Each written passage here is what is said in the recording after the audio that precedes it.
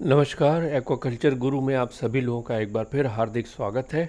Aqua talks में आज का टॉपिक है फ़िश सैंपल कलेक्शन, यानी कि बीमार मछलियों का सैंपल कैसे कलेक्ट करके किसी पैथोलॉजी लैब में भेजा जाए।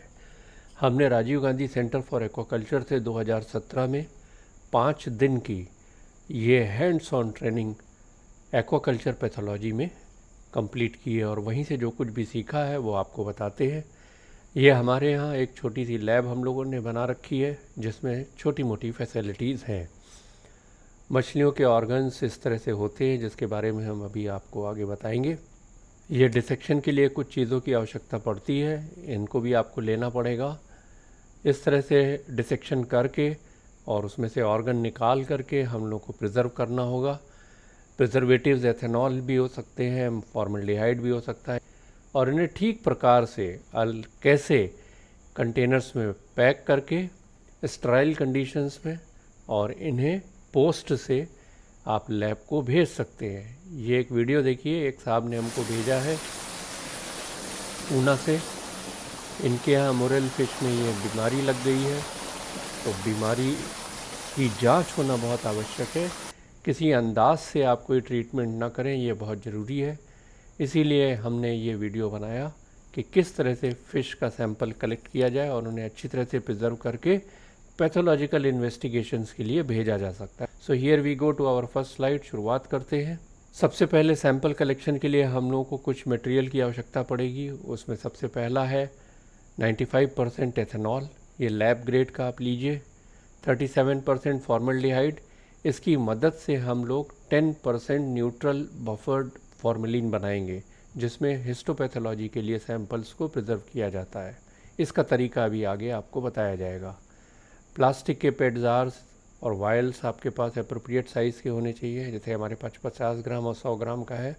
डिसेक्शन किट हो जिसमें चाकू हो, कैंची हो और छोटा चाकू हो, स्कैल्पल जिसमें आप ब्लेड लगा सकें तेज़ वाला, और चिमटियाँ, इस टाइप की चीज़ें बाज़ार में मिलती हैं। बड़े आराम से आप उसे अमेज़ॉन से ख़रीद सकते हैं। सीलिंग टेप्स रहने चाहिए। लेबल ले लीजिए, नहीं तो आप कागज़ का भी प्रयोग कर सकते हैं। और पेंसिल से जो कुछ भी लिखना है उसके ऊपर लिखिए, ताकि अगर पानी या कोई केमिकल लग जाए तो इंक ख़राब हो सकती है, लेकिन पेंसिल से लिखा हुआ रहता है, इसलिए पेंसिल आवश्यक है। इन सब चीज़ों की आपको ज़रूरत पड़ेगी, जिसे आप बड़े आराम से बाज़ार से ख़रीद सकते हैं। उसके बाद हम लोग प्रोसीजर की बात करेंगे। मछली की फिंगरलिंग से ब्रूड स्टॉक तक का नमूना लेना है, तो कैसे लेंगे। इसमें 5 से 10 मरणासन मछली लीजिए, उन मछलियों को जो ऑलमोस्ट मरने जा रही हैं, या कोई मछली अगर मर गई है तो 10 मिनट से ज़्यादा मरी हुई ना हो। और ये पूरी प्रक्रिया आपको एसेप्टिकली करना है, यानी स्टराइल कंडीशंस में करना है, जिसके बारे में आपको पता होगा, क्योंकि वहाँ पर अच्छी तरह से साफ़ सफाई हो और बिल्कुल एसेप्टिक कंडीशन लैब में आप मेंटेन रखिए, या टेबल पर मेंटेन रखिए जहाँ पर आप ये प्रोसीजर कर रहे हैं। उसके बाद मरणासन मछली के अलग अलग अंगों को, जैसे मस्तिष्क हो गया, आँख हो गया, गिल है, गुर्दा है, आंत है, यकृत है, प्लीहा है या जनन ग्रंथियाँ हैं, इन सबको आप बाहर निकालिए और उन्हें 2 टुकड़ों में कर लीजिए। अंग का एक टुकड़ा पीसीआर के एनालिसिस के लिए जाएगा और दूसरा टुकड़ा उत्तक विज्ञान परीक्षण के लिए। आप अलग अलग कंटेनरों में रखकर और अलग अलग प्रिजर्वेटिव के साथ उनको पैक करेंगे। 95% एथेनॉल पीसीआर एनालिसिस के लिए और 10% एनबी फॉर्मेलिन, यानी कि न्यूट्रली बफर्ड फॉर्मेलिन का प्रयोग करेंगे, जो हिस्टोपैथोलॉजी के लिए जाएगा।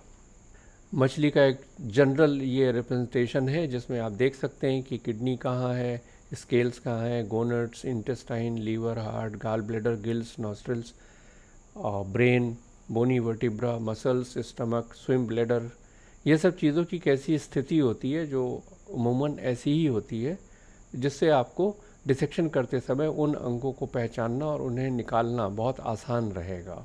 और प्रत्येक अंग को अलग अलग संरक्षित किया जाना चाहिए।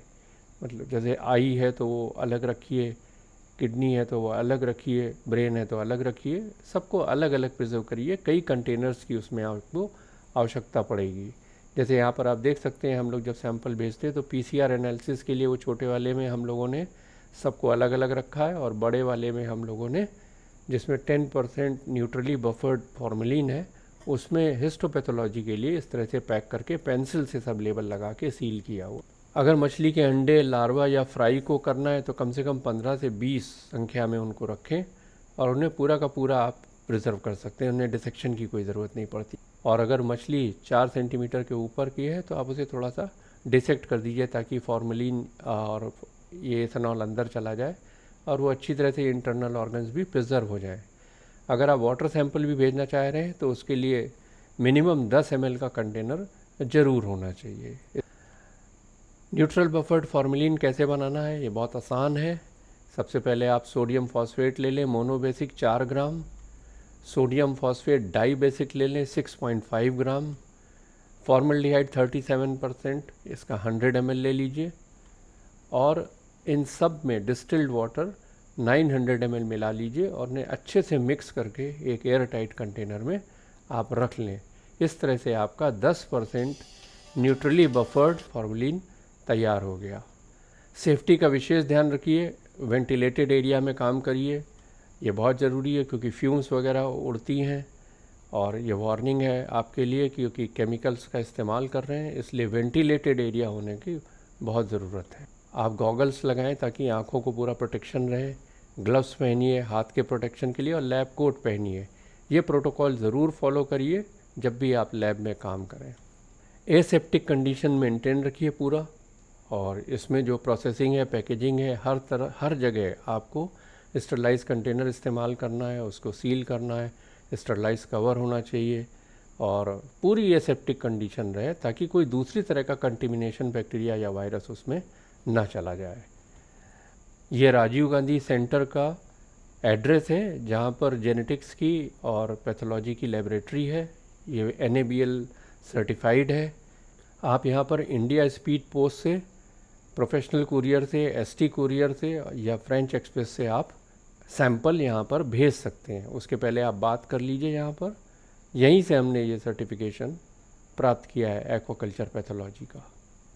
तो ये रहा कुछ सैंपल प्रिजर्वेशन के बारे में और उन्हें किस तरह से आपको करना है और भेजना है। तो इस वीडियो से अगर आपने कुछ नया हासिल किया है तो कृपया इसे लाइक करें, शेयर करें, सब्सक्राइब करें। आपका बहुत बहुत धन्यवाद। अभी और टॉपिक्स हैं एक्वाकल्चर में जिनको लेकर के हम लोग जल्दी जल्दी आएंगे। तब तक के लिए अल्लाह हाफिज़, जय हिंद, जय भारत, वंदे मातरम।